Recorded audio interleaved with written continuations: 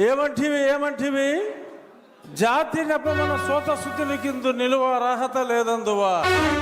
ఎంత మాట ఇది క్షాత్ర పరీక్షయే గాని క్షత్రియ పరీక్ష కాదే. కాకూడదు, ఇది కుల పరీక్షయే అందువా. నీ తండ్రి భరద్వాజుని సంభవం ఎట్టిది. అతి దుముక్షాకరమైన నీ సంభవం ఎట్టిది. కుండలో పుట్టిదివి కదయ్యా, నీదే కులము.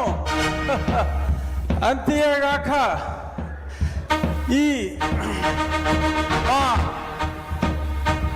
కుల గురువైన వశిష్ఠుడు దేవకీ వేషయగు వరసి పుత్రుడు కాడా, ఆయనదే కులము.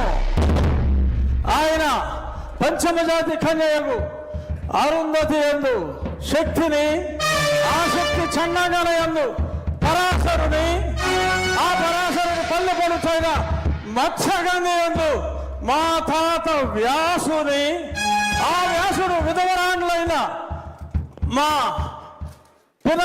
పితామహి అంబికతో, నా తండ్రిని పితామహి అంబాలికతో, నా పినతండ్రి పాండురాజును, మా ఇంటి దాసితో ధర్మ నిర్మాణ సరుడని మీ అందరితో కీర్తించబడుతున్న ఈ విదురదేవుని కనలేదా?